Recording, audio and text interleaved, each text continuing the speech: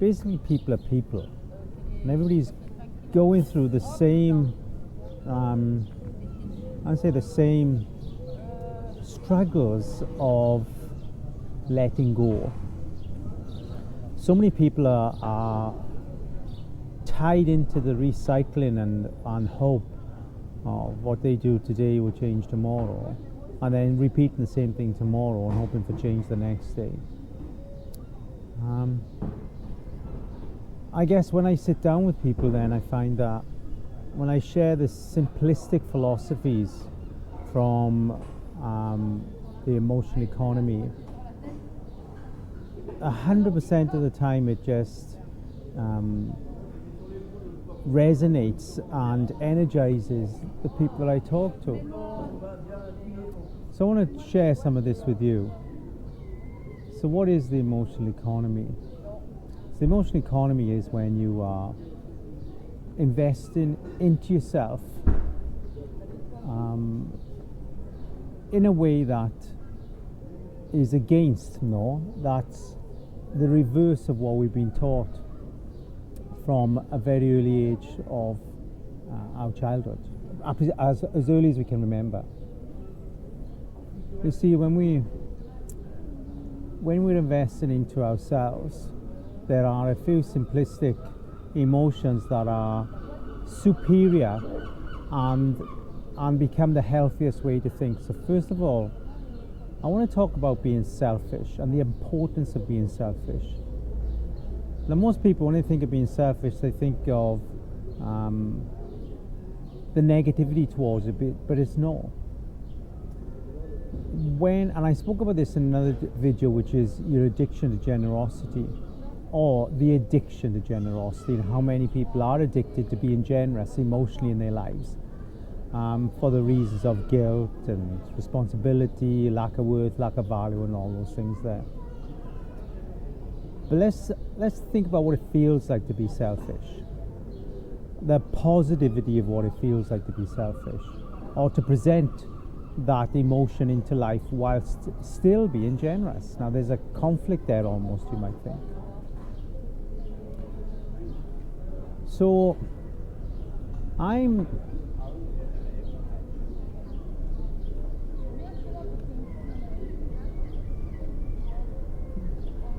struggling to, I guess, pull this together when I think about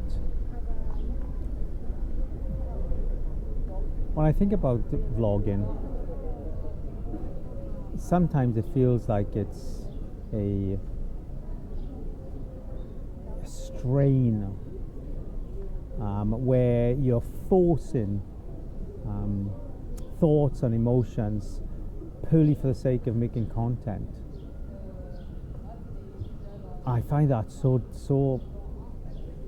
difficult to do off the cuff, because I find when you strain things, when you force things, when you small talk things, for me it just becomes almost pointless. Yeah, I've sat here for maybe 20 minutes thinking, should I pull out my camera? I've perched it on my bike seat. I'm thinking, okay, what do I want to talk about? Then I think, okay, I have lots in my mind, but oh bless you, I'm now forcing a subject purely for the sake of making content. I think that when I'm doing that, then it's like, oh, you're forcing content, you're forcing a listening ear, you're forcing your channel. Is that a place of desperation then? I think if you have a particular subject matter, perhaps, you're dedicated to talking about football, or dedicated to talking about flowers, vegetables. I mean, I'm making something, but if you are extremely niched into your channel, then I guess it might get easier. I know people who talk about motorhomes, traveling, and there's people out there that talk about biking and tour biking and bike racing and all those things, and I guess that's not what I'm looking to be. What I'm looking to be is what I want for the channel.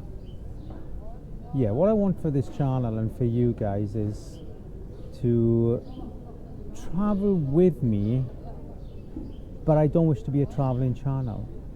Is to travel with me on the front of my bike, maybe in the passenger seat of my van, my camper van, maybe alongside me when I'm hiking and backpacking.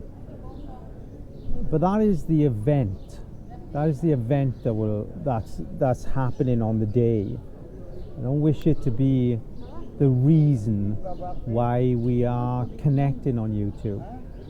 Albeit it brings in a lovely backdrop. But the reason for the channel is life patterns. And the reason for the channel is to talk about the millions of life patterns that make up everybody's life. But it's a temporary makeup. A life pattern is not a permanent emotion. Most patterns are adopted from our parents, and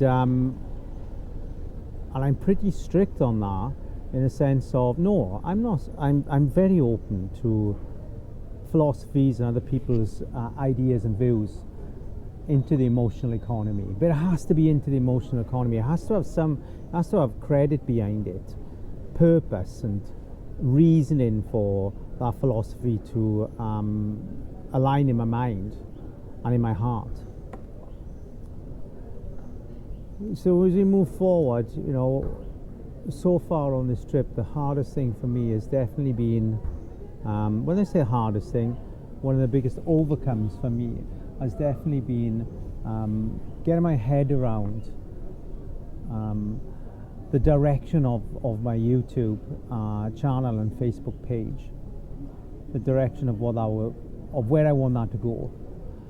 Plus the flip side is, of course, I have to monetize these two channels, my Facebook and YouTube, and possibly TikTok, because without them, I can't fund this opportunity, and I can't expect my wife Deb to keep me going from her efforts. The idea is that this actually becomes the main income, and then Deb can relax because she has a autoimmune disease. So for her, every day is a super battle, for sure. She needs a rest. So that's where I am. I wish to be transparent here and say that traveling isn't what the channel is about, but I will be traveling as a backdrop. I'll be in different parts of the world because I love traveling, and that's what energizes me. That's what gets my creative thinking going. Because I did think, can I do this from an office? Can I do this from a studio? And I did that for many years, and you know what? It doesn't fill me anymore. But also, I have no wish at all or desire to be away from Deb for many months at a time, because I love being married to her. I love being with her. I love being around her energy. So that's important for me. So you have to find that balance. I planned what is a 3-month tour of France, and I'm almost to say, but I'm coming into a month in. That's an exaggeration. Coming to the end of the 3rd week. What day are we? Yeah, coming to the end of the 3rd week in, and I'm wondering, okay, do I need to be 3 months? So have I exaggerated my time? And that's because I'm like, I haven't got the balance in how many videos I need to do a week. Right now, every day I'm riding, I'm doing a video, which would accumulate to like 41 videos, which means for you guys, that's almost between 30 to 40 weeks of me traveling through France. And then I think, well, is that too much for the audience? Do we need to break that down so I'm in other places?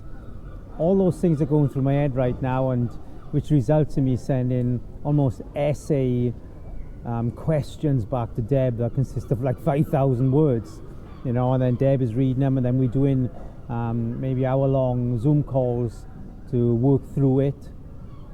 Yeah, so vlogging is technical, emotionally is technical. You know, if you're someone that, to say, can easily do small talk, it's much easier. And I'm not a comedian. I'm not someone that can just make things up. I'm not someone that can just fluff my words together. I have to have reason, purpose, and authenticity to that. And for that reason, I'm finding myself going up and down like a yo-yo. I feel great about it, then I think, is this right? I feel great about it, is this right? And kind of has that.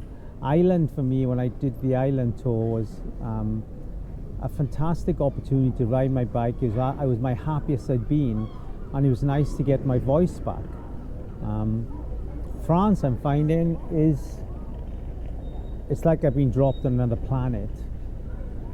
Can't read nothing, can't talk to anybody. I seem to be misunderstood all the time by the French people. Yeah, it's like being living somewhere where, you know, you have absolutely no idea what's going on around you. You just got to read it, which is hard for me because I'm an extrovert. So as I said in one of my other videos, I'm learning to live within now on these last couple of months to, I guess, learn a new emotional layer to myself.